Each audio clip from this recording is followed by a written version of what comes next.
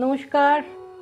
অবতার বরিষ্ঠ শ্রীরামকৃষ্ণের আসন্ন জন্মতিথি উপলক্ষে আমাদের সমবেত অনুধ্যান মননে শ্রীরামকৃষ্ণ। ঠাকুর মহিমাচরণকে একদিন বলেছিলেন, আমার যা অবস্থা আপনি বলেন সাধন করলেই ওরকম হয়, তা নয়।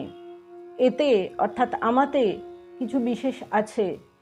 এরপর শ্রীরামকৃষ্ণ মুক্ত কণ্ঠ হয়ে তার জীবনে ঈশ্বরের সঙ্গে কথোপকথন, ভক্তগণ আসার আগে তাদের সম্বন্ধে ধারণা, অখণ্ড সচ্চিদানন্দ দর্শন, অবিরত সমাধি, সকল প্রকার সাধন ইত্যাদি অভূতপূর্ব আত্মকথা মহিমাচরণকে উপলক্ষ করে জগৎকে জানিয়েছেন।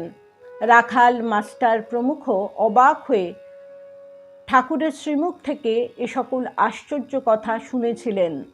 পরিশেষে মাস্টারমশাই লিখেছেন, মহিমাচরণ কি ঠাকুরের ইঙ্গিত বুঝিলেন? এই সমস্ত কথা শুনিয়াও তিনি বলিতেছেন, আজ্ঞে আপনার প্রারব্ধ বশত এরূপ সব হয়েছে। তাহার মনের ভাব ঠাকুর একটি সাধু বা ভক্ত। ঠাকুর তাহার কথায় সায় দিয়া বলিতেছেন, হ্যাঁ, বাবুর অনেক বাড়ি আছে, এখানে একটা বৈঠকখানা, ভক্ত তার বৈঠকখানা। ঠাকুরের সর্বশেষ ইঙ্গিতটি কি মহিমাচরণ অবধারণ করতে সমর্থ হয়েছিলেন? সক্ষম না হওয়ারই কথা। তাহলে শ্রীরামকৃষ্ণের এই উচ্চ অবস্থাকে প্রারব্ধবশত বলে মত প্রকাশ করতেন না। ঈশ্বর অবতার তার মনুষ্য ভাবের দ্বারা দৈবী ভাবকে আড়াল করার যে সুকৌশলটি প্রয়োগ করেন, তাতে শ্রীরামকৃষ্ণ পূর্ণ মাত্রায় সফল। অবতার তার ঈশ্বরীয় সত্তা বা দৈবী ভাব যেখানে সেখানে যখন তখন প্রকাশ করেন না, আবার পূর্ণভাবে অপ্রকাশও রাখেন না। তাহলে তার অবতরণের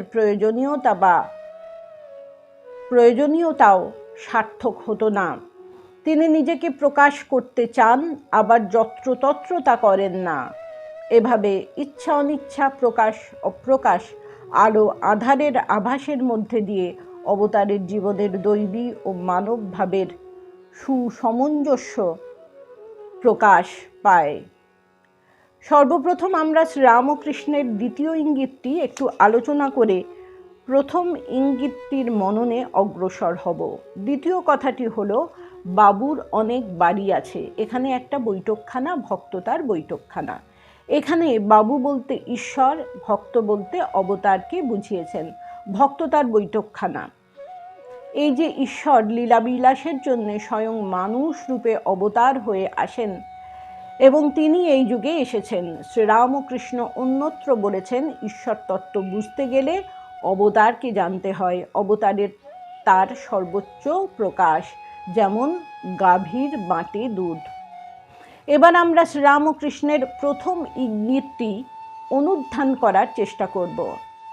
তিনি বলেছেন, আমার যা অবস্থা আপনি বলেন সাধন করলেই ওরকম হয়, তা নয়।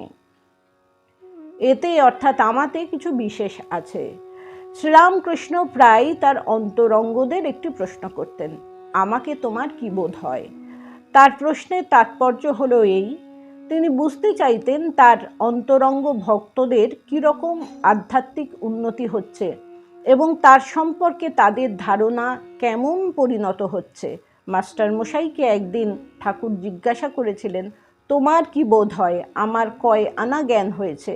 উত্তরে মাস্টারমশাই বলেছিলেন, আনা এ কথা বুঝতে পারছি না, তবে এরূপ জ্ঞান বা প্রেম ভক্তি বা বিশ্বাস বা বৈরাগ্য বা উদার ভাব কখনো কোথাও দেখি নাই। এই কথা শুনে ঠাকুর হাসতে লাগলেন।